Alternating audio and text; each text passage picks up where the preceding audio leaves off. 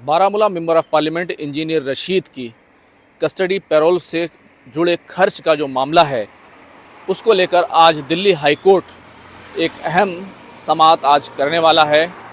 लेकिन ये समाअत इंजीनियर रशीद के पार्लियामेंट जाने के लिए इतनी अहम नहीं है, बल्कि ये आगे के जो सेशन होंगे उनके लिए ये समाअत अहम होने वाली है।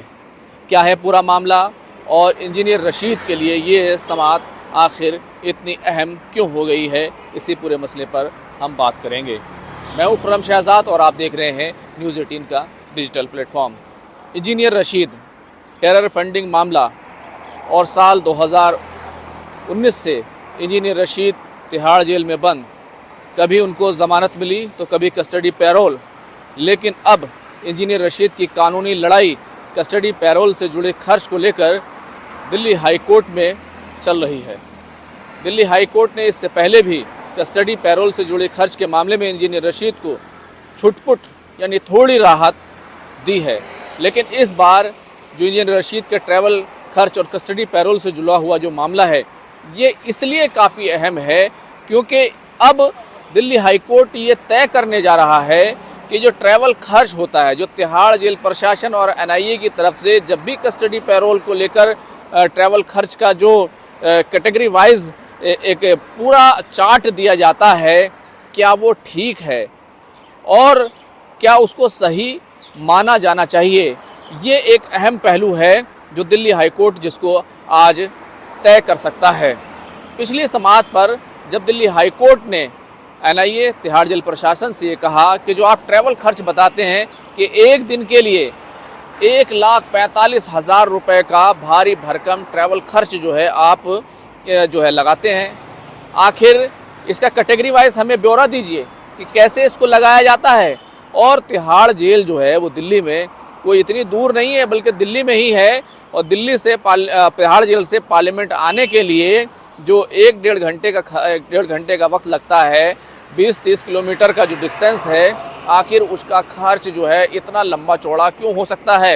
इंजीनियर रशीद को 24 जुलाई से 4 अगस्त तक के लिए कस्टडी पैरोल दी गई थी और उसके लिए इंजीनियर रशीद से कहा गया था कि कस्टडी पैरोल का जो ट्रैवल खर्च है वो ट्रैवल खर्च आप 1,45,000 रुपये प्रतिदिन यानी यौमिया के हिसाब से अदा करेंगे।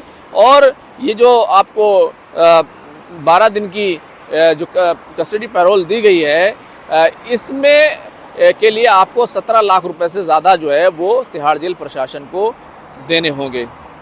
फिर इस पूरे मामले को लेकर जो है सीधे तौर पर जो इंजीनियर रशीद के वकील हैं वो दिल्ली हाई कोर्ट चले गए और दिल्ली हाई कोर्ट वो इसलिए गए कि पहले भी वो इससे पहले जा चुके थे, थोड़ी राहत उनको मिल चुकी थी। इस बीच इंजीनियर रशीद पार्लियामेंट गए और वहाँ पर जाकर उन्होंने अपनी बात रखी। एक दिन का जो पैसा है उन्होंने भर दिया था, यानी 1,45,000 रुपये, 1.5 लाख रुपये उन्होंने खर्च किए। उसको लेकर जो उनका दर्द था वो पार्लियामेंट में भी नज़र आया और उन्होंने कहा जब बहस हो रही थी ऑपरेशन सिंदूर को लेकर, उस दरमियान उन्होंने अपनी बात रखी। उस वक्त उन्होंने कहा था कि मैं 1.5 लाख रुपये देकर पार्लियामेंट आया हूँ, हो सकता है मैं आगे ना आ सकूँ, इसलिए स्पीकर साहब मुझे बोल लेने दीजिए, मुझे अपनी बात रख लेने दीजिए, मैं आगे आपके दरमियान पार्लियामेंट में नहीं आ पाऊँगा। तो कुल मिलाकर मामला जो है दिल्ली हाई कोर्ट में है और दिल्ली हाई कोर्ट ने पिछली समाअत में ये कहा था तिहाड़ जेल प्रशासन से कि क्या ब्यौरा है, 1,45,000 रुपये कैसे लगेंगे, और लेकिन आपको जो ब्यौरा होता है उसको आपको समझ लेना चाहिए। जैसे कि इंजीनियर रशीद तिहाड़ जेल से चलेंगे, एक गाड़ी उनके लिए होगी, एक गाड़ी उनके आगे होगी, एक गाड़ी उनके पीछे होगी।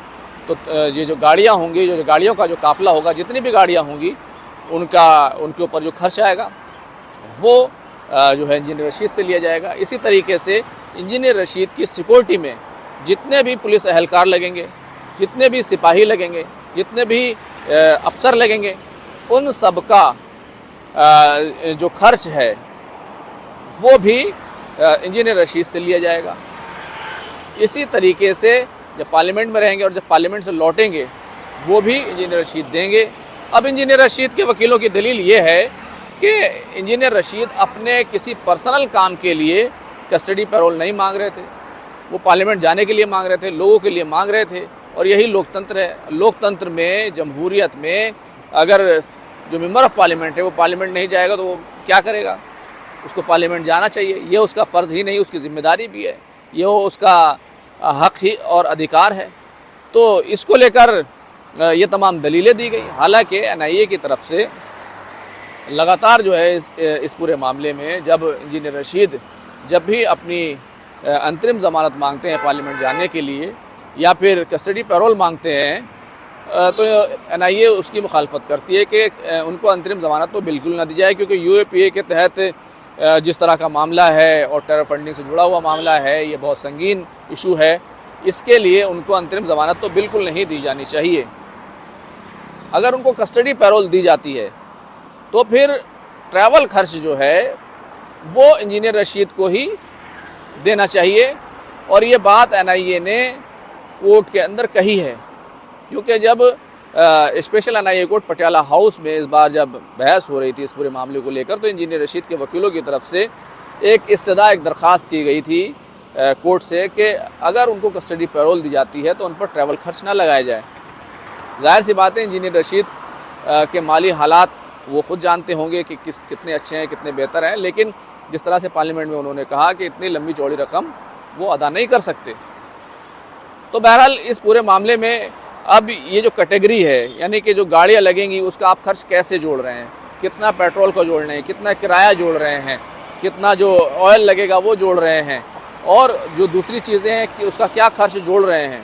इसी तरीके से अफसर जो सिक्योरिटी में आ रहे हैं उनको कैसे आप उनका जो एक्सपेंसेस है उनके ऊपर जो तमाम खर्च होगा उसको आप किस आधार पर जोड़ रहे हैं, यही तमाम चीज़ें आज जो है वो दिल्ली हाई कोर्ट में बतानी है। हालांकि आप जानते हैं कि 24 जुलाई से लेकर 4 अगस्त की जो डेट है जिसमें उसको कस्टडी पैरोल मिली थी वो गुजर चुकी है। अब अगर इंजीनियर रशीद का ट्रैवल खर्च कुछ कम भी हो जाता है तो वो पार्लियामेंट नहीं जा सकेंगे, क्योंकि ना तो उनके पास ना तो उनको अब जो सेशन चल रहा है 18 से लेकर 21 तक, उसके लिए उनको कस्टडी पैरोल नहीं मिली है। और साथ ही साथ जो है अब ये मुमकिन नहीं है कि कब तक होगा, कैसे होगा, कस्टडी पैरोल बहरहाल उनको नहीं मिली है। तो ऐसे हालात में ये आपको समझ लेना चाहिए कि इंजीनियर रशीद के लिए मामला इसलिए अहम हो गया है कि अब जैसे अब मानसून सेशन चल रहा है, आगे जो विंटर सेशन आएगा, विंटर सेशन में जाने के लिए भी इंजीनियर रशीद एक बार फिर अदालत जाएंगे। और अदालत में जो ट्रैवल खर्च अगर उनको दिया जाता है, जो कस्टडी पैरोल दी जाती है, तो उसके लिए दिल्ली हाई कोर्ट का ये जो आज की समाअत है ये काफ़ी अहम हो जाएगी। और ये अहम इसलिए हो जाएगी क्योंकि अगर दिल्ली हाई कोर्ट ट्रैवल खर्च को जिस तरीके से गिना जा रहा है, जिस तरह से कैलकुलेट किया जा रहा है, उसको लेकर अगर कोई गाइडलाइन जारी कर देता है तो सीधे तौर पर इंजीनियर रशीद के लिए बड़ी राहत होगी। और ये इंजीनियर रशीद के लिए नहीं बल्कि उन तमाम कैदियों के लिए, उन तमाम पॉलिटिकल लोगों के लिए जो कस्टडी पैरोल में बाहर आते हैं, उनके लिए काफ़ी जो है एक तरीके का गाइडलाइन जो है इसमें तय हो सकती है। तो कुल मिलाकर इंजीनियर रशीद के लिए ये जो दिल्ली हाई कोर्ट इस मामले को लेकर, कस्टडी पैरोल के ट्रैवल खर्च को लेकर जो कुछ भी करेगा वो इंजीनियर रशीद पर ना सिर्फ असरअंदाज होगा बल्कि आगे के पार्लियामेंट सेशन के लिए ज़्यादा जो है अहम होगा। खुर्रम शहजाद, न्यूज़ 18, दिल्ली।